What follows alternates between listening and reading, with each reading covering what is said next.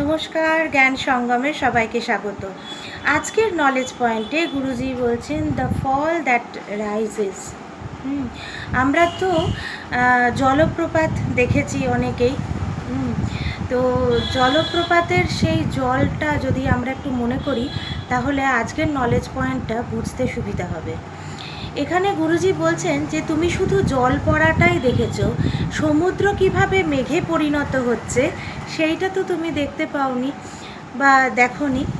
তো কিন্তু মেঘ আবার সমুদ্রে পরিণত হয়, সেটা অবভিয়াস। যখন মেঘ আবার বৃষ্টি হয়ে সমুদ্রে পরিণত হচ্ছে, জলে পরিণত হচ্ছে, সেটা অবভিয়াস।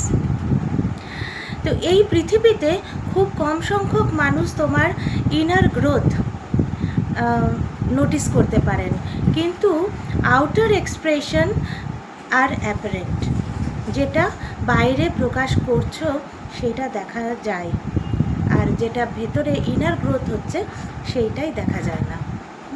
কিন্তু কিছু মানুষ আছেন যারা তোমার ইনার গ্রোথ তারা লক্ষ্য করেন, নোটিস করেন।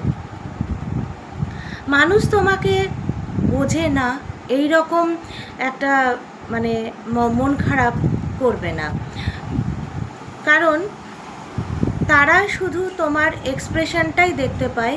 তুমি কি জলপ্রপাতের সৌন্দর্যটা দেখতে পেয়েছো? জলপ্রপাতের যে সৌন্দর্য সেটা কি দেখতে পেয়েছো? পাথর নিচে পড়লে চূর্ণ বিচূর্ণ হয়ে যায়, কিন্তু জল যখন পড়তে থাকে তখন তা শক্তি আর সৌন্দর্য সৃষ্টি করে।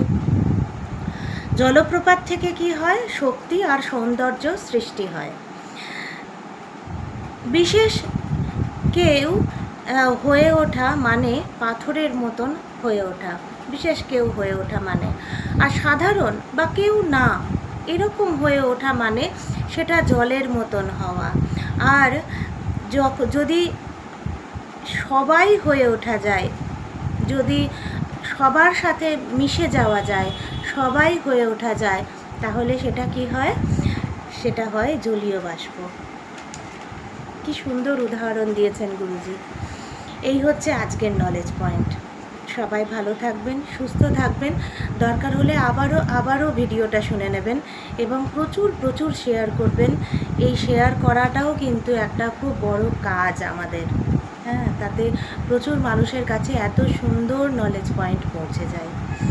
সবাই ভালো থাকবেন। দেখা হচ্ছে পরবর্তী এপিসোডে। নমস্কার।